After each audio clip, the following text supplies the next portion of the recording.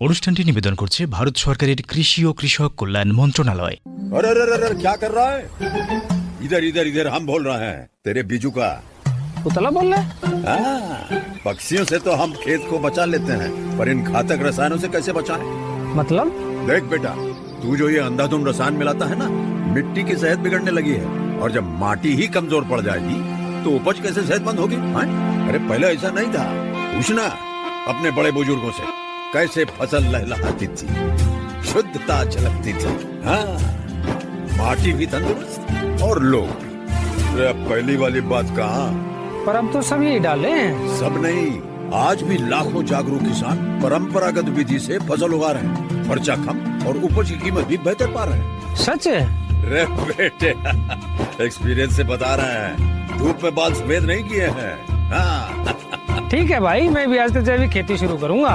माटी से प्रेम की परंपरा है, परंपरागत खेती।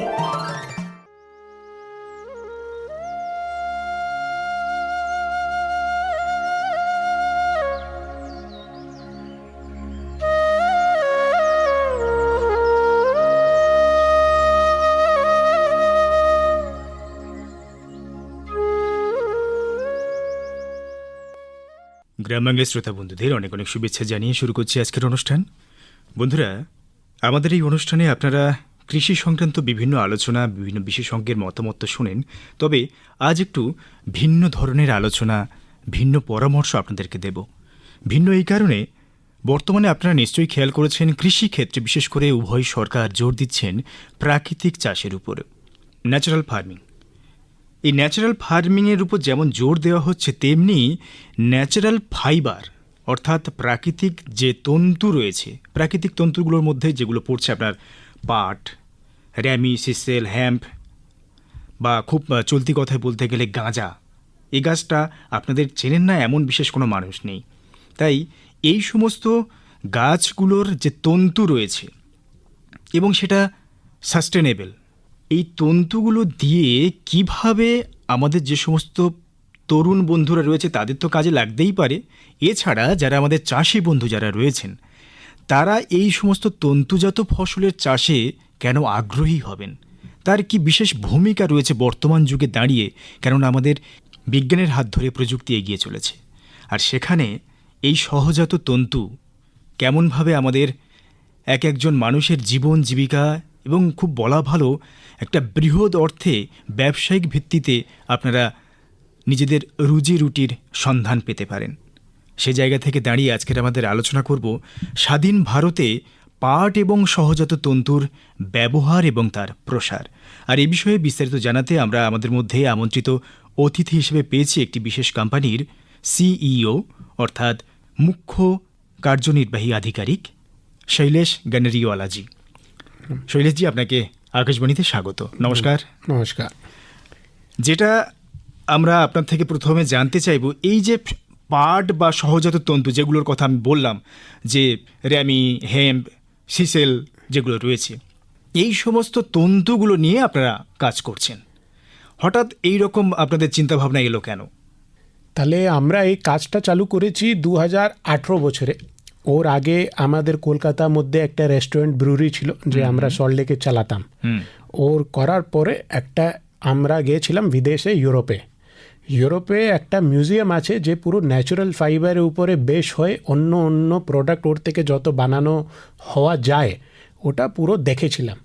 ও দেখার পরে আমাদের মাথা একদম ঘুরে গেছে কি সব ন্যাচারাল ফাইবার যে আমাদের বাঙাল মধ্যে আমরা জন্ম, ওইখানে আজকে কত বছর দিয়ে জুট ফার্মিং আর জুট এগ্রিকালচার বেড়ে যাচ্ছে।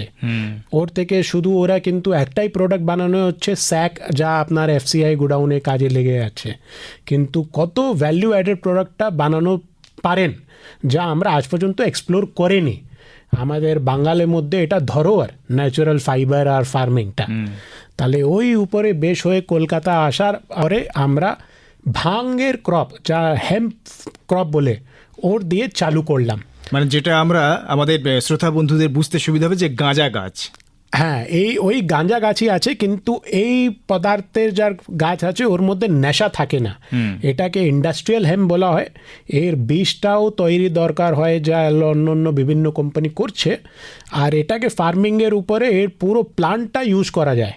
মানে এর যে আপনি বললেন তন্তু আছে, এর যা আপনি লিভস আছে, এর স্টেম, সব কিছু ইউজ করে more than 25,000 products can be made from এই ক্রপটা। আচ্ছা, ওর উপরে বেশ হয়ে আমরা ভারতের প্রথম প্যাকেজিং, এই মানে হেম্পের প্যাকেজিং তৈরি করলাম। মানে পেপার প্রথম পুরো ন্যাচারাল ফাইবার ক্রপ থেকে পেপার রেডি হয়েছিল। ওই পেপারটাকে যখন নিয়ে গেলাম বিদেশে, তাহলে ভাবলাম কি এত বড় স্কেলের কাল্টিভেশনটা তো ভারতবর্ষেই নেই। তাহলে আমরা যত এত বড় বিজনেস অপরচুনিটি আছে, এত বড় এমপ্লয়মেন্ট অপরচুনিটি আছে, এটাকে মিস করে যাচ্ছি। তারপরে আমরা একদম পুরো এর মধ্যে 24/7 ঢুকে গেলাম কাজের মধ্যে। বাহ। এবং সেই থেকে আপনাদের জার্নি শুরু হলো।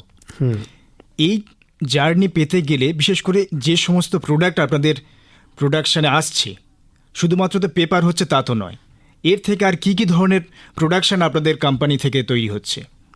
আমরা যখন ভাঙ্গের মধ্যে কাজ করতাম, ওর থেকে অনেক প্রোডাক্ট বানালাম, যা আমরা 30 কান্ট্রির থেকে বেশি ক্লায়েন্ট মধ্যে এক্সপোর্ট করছিলাম।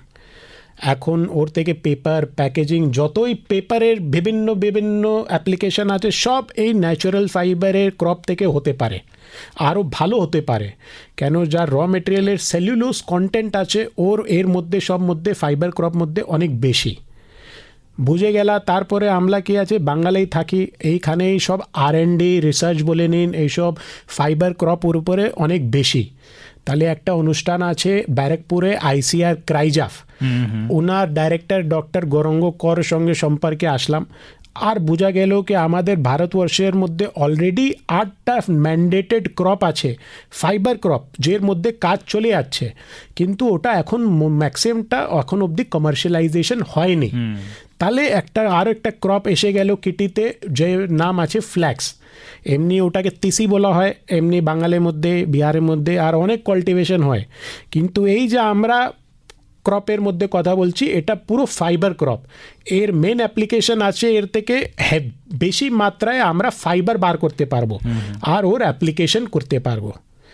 ওই অ্যাপ্লিকেশনটায় পুরো বুঝিয়ে আর ক্রাইজাফের সাপোর্ট নিয়ে আমরা ভারতবর্ষে প্রথম ফ্ল্যাক্স কাল্টিভেশন করলাম, যে বাঙ্গাল থেকেই করলাম। আর ওর থেকে আপনি যা দেখে যাচ্ছেন, এই কাপড়টা আমি যা পরে রয়েছি, এসব পুরো লিনেন কাপড়। আচ্ছা, আজ পর্যন্ত ভারতবর্ষ 75 থেকে 80 বছর দিয়ে এই পুরো 100% র মেটেরিয়াল ইম্পোর্ট করছে। এর মেশিনারিটা তো আমাদের কাছে রয়েছে, স্পিনিং মেশিনারি যা টেক্সটাইল মধ্যে হয়, কিন্তু এর র মেটেরিয়ালই ছিল না। আমাদের এদের পুরো মিশন হিসাবে এখন ভারত মধ্যে এর কাল্টিভেশন চালু করেছি, এর প্রসেসিং চালু করেছি, যেই আমরা সব জিনিস ফ্রম ফার্ম টু ফ্যাশন, আমাদের প্রধানমন্ত্রী মোদিজিও এই আমাদের সবাইকে ধারণা দিয়েছে কি যদি আমরা ফ্রম ফার্ম টু ফ্যাশন, মানে from farm to farmer to fashion to foreign, এসব যদি করতে পারবো, তাহলে আমরা একটা বিকশিত ভারতে হিসাবে বাড়তে পারবো। একদম একদম। আমাদের মাননীয় প্রধানমন্ত্রীর স্বপ্ন যে 2047-এর মধ্যে আমাদের বিকশিত ভারত, তার স্বপ্ন পূরণের জন্য আপনারাও এগিয়ে এসেছেন আর কি, এবং সেটা এগোনো সম্ভব আমাদের কৃষক বন্ধুদের হাত ধরে, এবং তারাই তো মেন উৎপাদক। আচ্ছা, এতদিন ধরে যে চলে আসা তুলো বা পলিয়েস্টার যে আমরা জামা কাপড় ব্যবহার করতাম, সেখান থেকে দাঁড়িয়ে এই যে নতুন প্রজন্ম বা নতুন আপনাদের উদ্ভাবন, সেগুলোকে কিভাবে আপনারা বলবেন যে এগুলো গ্রহণ করুন মানুষের কাছে? দেখুন, আমি আগে চাষিদের হিসাবে বলতে চাই কি এই যে ন্যাচারাল ফাইবার ফার্মিং या কাল্টিভেশন, এটা সব থেকে বেশি এদের জন্য অনেক প্রফিটেবল আর ভালো। 120 দিনের ক্রপ মধ্যে, এই যে আমি ফ্ল্যাক্সের চাষি কথা বলছি, এটা রাবির ক্রপ। এইখানে রাবির মধ্যে যদি একটা চাষি করে 120 দিন মধ্যে পুরো ক্রপটা রেডি হয়ে যায়। মানে আপনি একটা হেক্টরে আপনি যদি রাইস করতেন, আলু করতেন, ওর থেকে অনেক উপজ এর মধ্যে বেশি। আপনার যা পেস্টিসাইড আর এসব যা রিকোয়ারমেন্ট আছে ন্যাচারাল ফাইবার ক্রপের মধ্যে, ওসব অনেক কম আর লাগত অনেক কম। আচ্ছা, তাহলে বুঝে নিন কি একটা চাষি যদি এইসব আমরা বাঁকুড়া, পুরুলিয়া, এখন মেদিনীপুর, কল্যাণী এইসব আলাদা আলাদা জায়গা অলরেডি এটা মোর দ্যান 50 একর্সে ট্রাই করে কমার্শিয়াল কাল্টিভেশন হিসাবে আগে বেড়ে গেছি। এখন আশা করছি পুরো বাঙ্গাল মধ্যে এই ন্যাচারাল ফাইবার ক্রপটা কাল্টিভেশন বেড়ে যায়।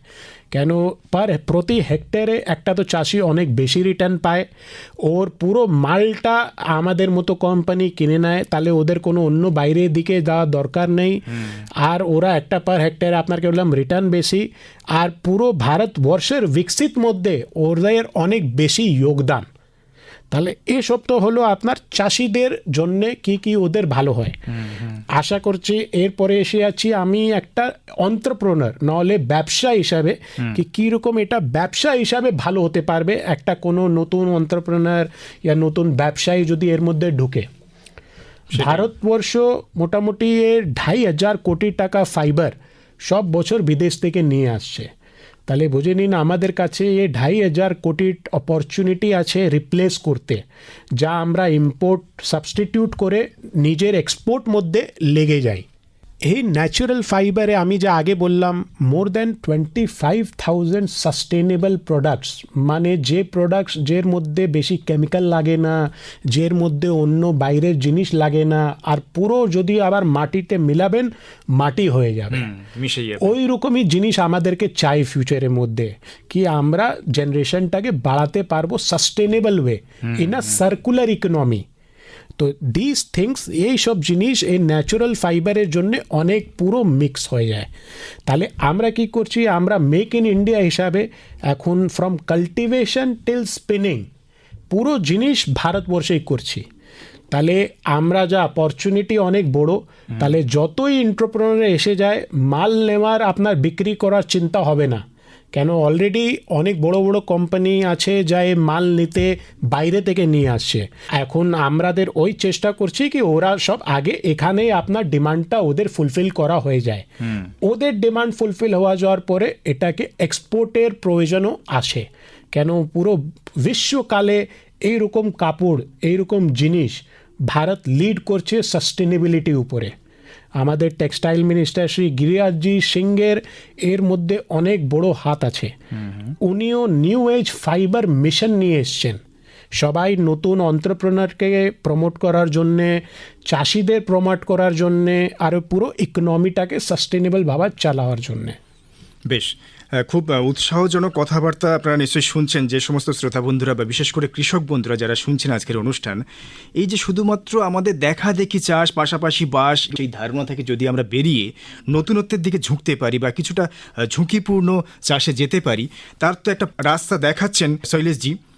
একটু বলুন, এই যে আঁশ বা তন্তু যেটা সংগ্রহ করার ব্যাপার থাকে, যে সমস্ত কৃষক বন্ধুরা আমাদের চাষটা করছেন, আপনাদের সঙ্গে তারা একটা টাই আপে আসতে চাইছেন, তাদেরকে কিভাবে পরামর্শ দেবেন, তারা কিভাবে আপনাদের সঙ্গে যোগাযোগ করবেন বা আপনাদের সঙ্গে একটা বাণিজ্যিকীকরণ চুক্তি হতে পারে? দেখুন, সব থেকে বেশি আমাদের কাছে এখন পুরো টিম রয়েছে যে পুরো জিনিসটাকে বুঝে, ফ্রম ফার্মার এডুকেশন। তো অনেক আইসিআর ইনস্টিটিউট আছে যা এদের পুরো চাষিদেরকে ট্রেনিং করা হয় কি কীরকম আপনি অন্য অন্য ক্রপটাকে বোঝাতে আর করতে পারেন। এদের লোকাল এলাকায় যেই আমরা লাস্ট বছর আপনাকে বললাম কি 4 অন্য ডিস্ট্রিক্টে করলাম, ওইখানে ট্রেনিং ক্যাম্প করা হতো, যে অন্য চাষিরা এসে পার্টিসিপেট করতো আর ওরা আসতে চাইছে, মানে কন্ট্রিবিউট করার রেডি হয়ে যাচ্ছে। তাহলে এইরকম ওদেরকে পুরো ট্রেনিংটা দেওয়া হবে, এদেরকে পুরো সব কিছু হ্যান্ড হোল্ডিং করা যাবে, এদেরকে আমরা বীজ দিব যে আপনারাই দেবেন। আমরাও কেন এই বীজ যের থেকে বেশি ফাইবার বার হচ্ছে আমাদেরই একটা কোম্পানি তৈরি করছে কি মাল্টিপ্লাইয়ের জন্যে। তাহলে কেন যতগুলো প্রোডাক্টটা আছে এটা গভর্নমেন্টও এমএসপি নিয়ে আসছে এর উপরে, তাহলে হতে পারে আমারকে দিন, যা হলো অন্য এন্টারপ্রেনারকে দিন, কাউকে দিন, আমার অসুবিধা নেই, কিন্তু ওদের কনফার্ম সেলিং, মানে ওদের জন্যে যা অন্য ক্রপে হয় কি কোনো বায়ারই পায় না, ওই রকম নেই। ন্যাচারাল ফাইবারের ক্রপের এত ডিমান্ড কি ওরা যতই প্রডিউস করে সব কিছু ওনার মাল বিক্রি হয়ে যাবে আর বেশি ভালো রিটার্নে পেয়ে যাবেন। তাহলে এটা ওদের জন্যে ভালো একটা কি সব ফার্মারের জন্যে।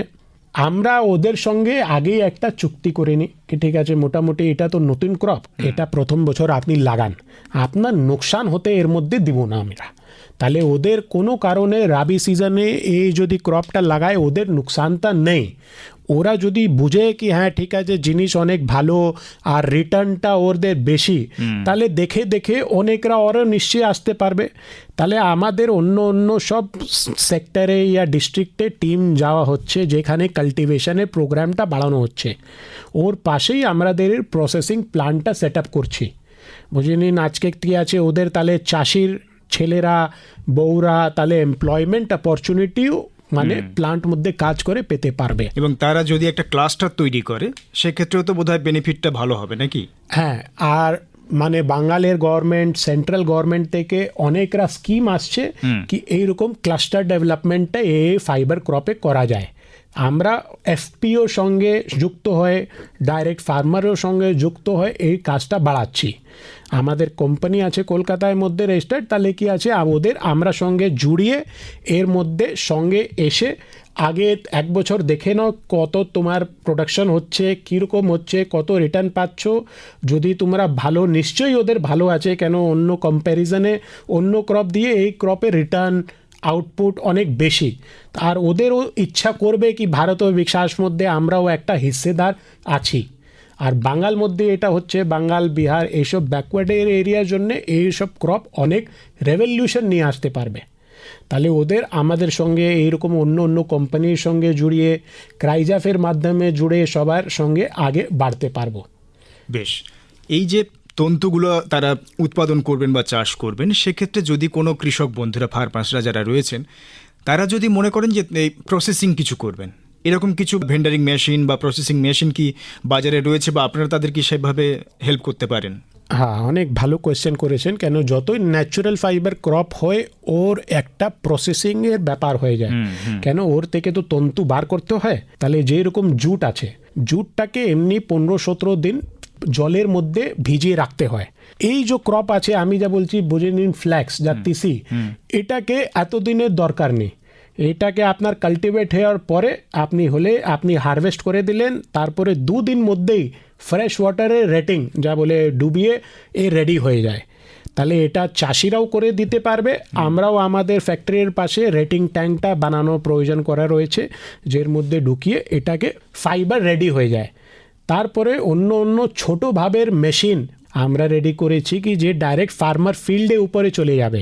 তাহলে এটা ওটাই একবার ঢোকাবে ডাইরেক্ট ওখান থেকে, আর ফ্রেশ ফাইবারটা ওখান থেকে বার হয়ে চলে আসবে।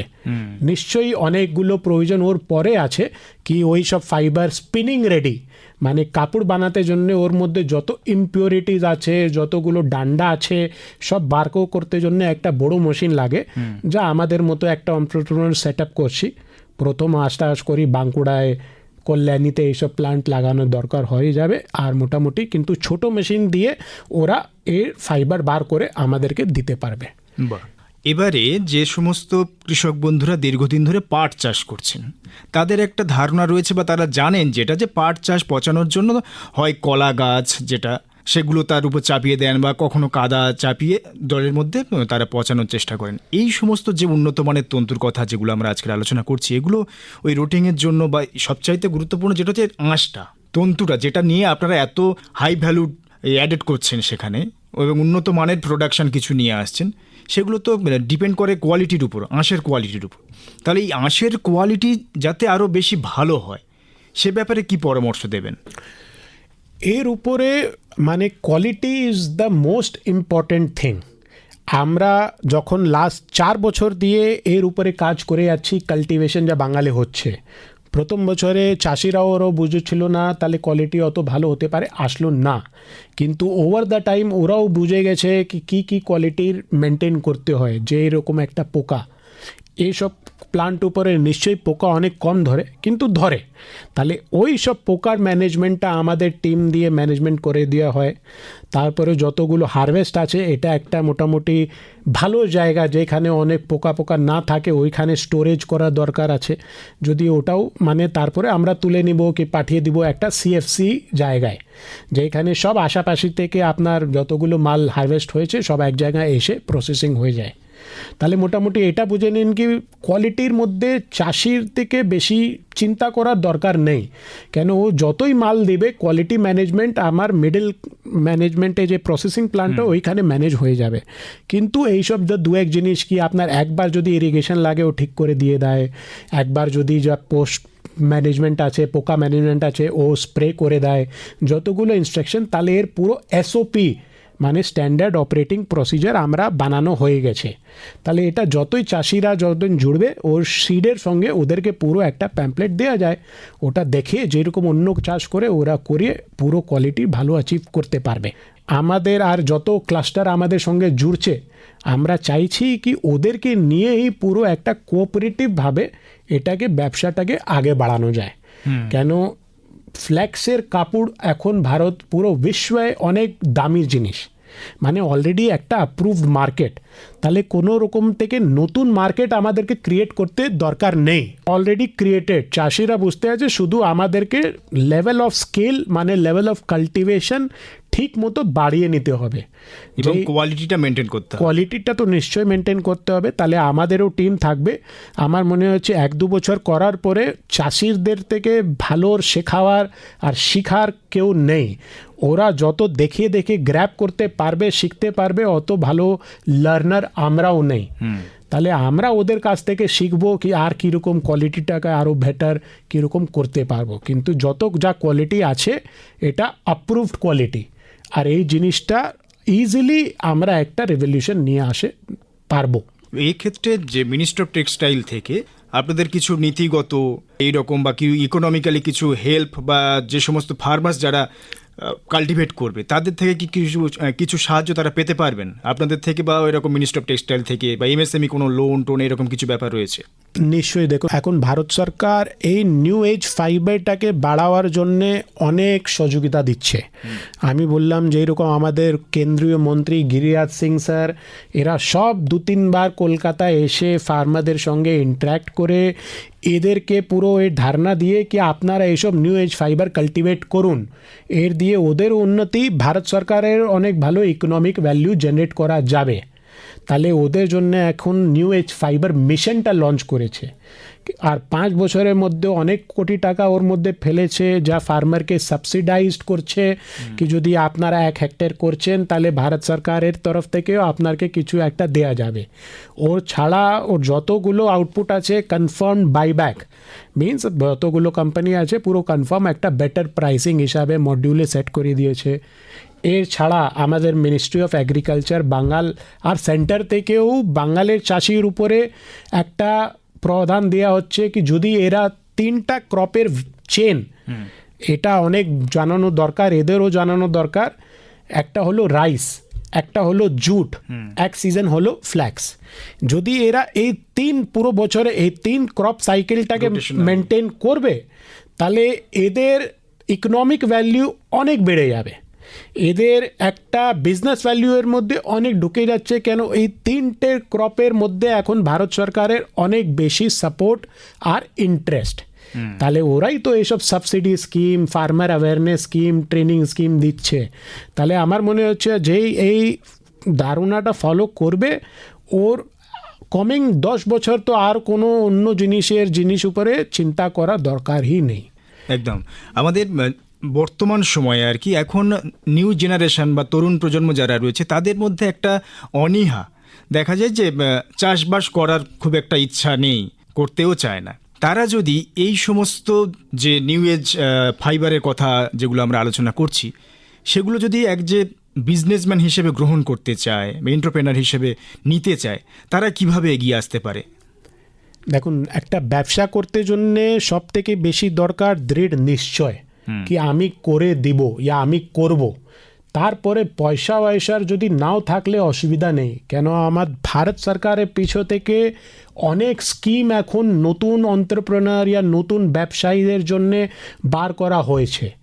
আমিও যখন এই ব্যবসাটা চালু করেছিলাম 2018 বছর থেকে, আমার বাবা আমাকে এই জন্যে আরও নতুন পয়সা কিছু একটা দিল না, আমি নিজের কোম্পানিটা চালু করার ভারত সরকার থেকে স্কিম আছে, যা স্টার্টআপ ইন্ডিয়া সিড ফান্ড আছে, এগ্রিকালচার মধ্যে RKVY রফতার গ্র্যান্ট আছে।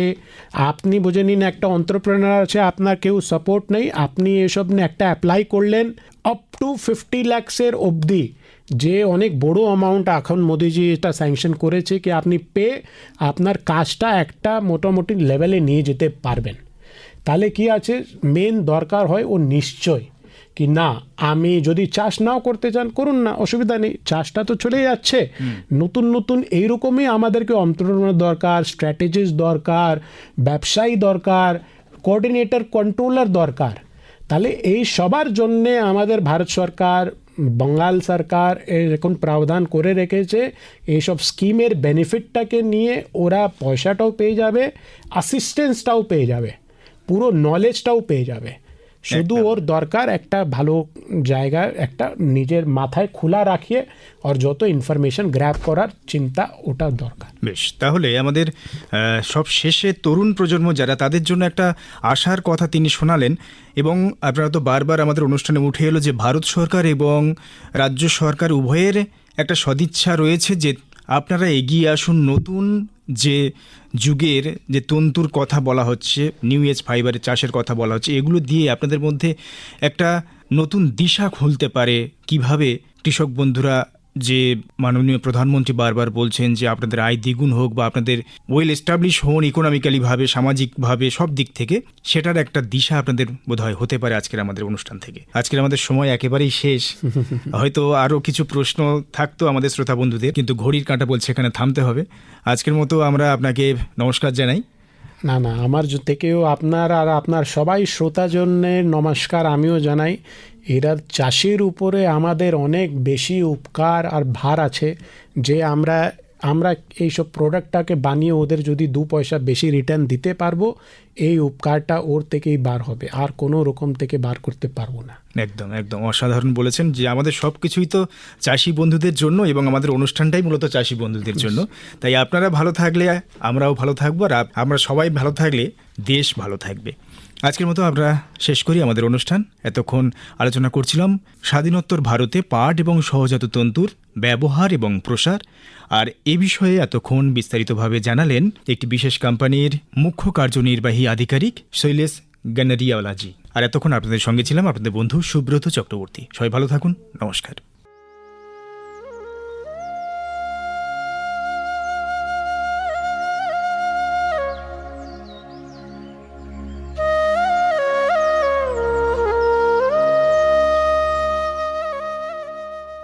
प्रधानमंत्री किसान मान धन योजना। मिलेगा पेंशन का सहारा, कृषक ना होगा बेसहारा, जुड़ेगा खुशियों से नाता, कटेगा सुख से बुढ़ापा, सुरक्षित होगा अन्नदाता, सुरक्षित होगा अन्नदाता।